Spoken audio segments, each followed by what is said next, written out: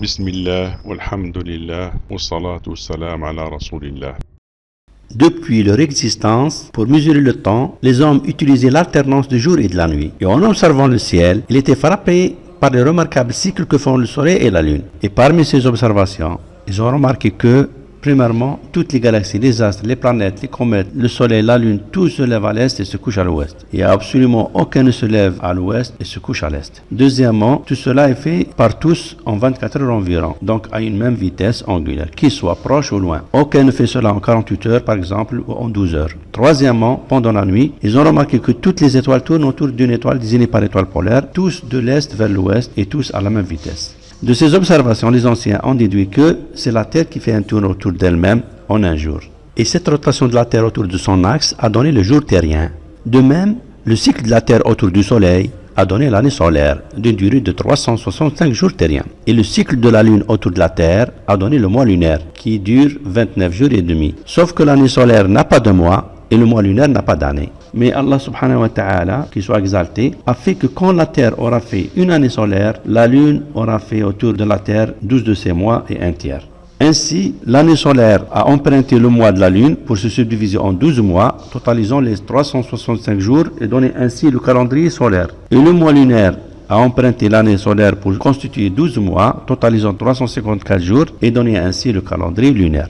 Et ces deux calendriers, fondés sur les observations astronomiques du duo Soleil et Lune, qui sont une bénédiction d'Allah subhanahu qu'il soit exalté, sont relatés dans ce verset.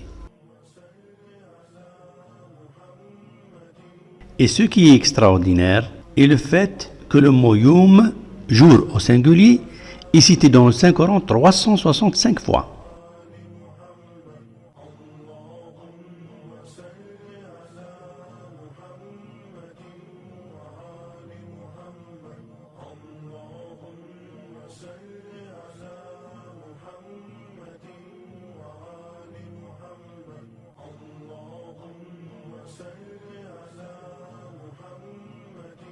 On a donc bien 365 jours, soit exactement le nombre de jours de l'année solaire, ce qui est extraordinaire.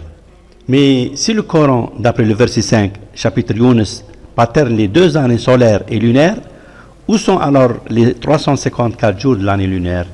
Pour cela, on doit d'abord chercher dans le Saint-Coran le mot Shahr, qui symbolise le calendrier lunaire.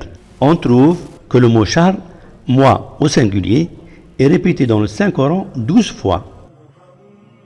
On remarque que le premier de ces 12 mois est classé à la sourate 2, verset 185. Et le 12e est classé à la sourate 97, verset 3. Et si on les place parmi les 365 jours, on aura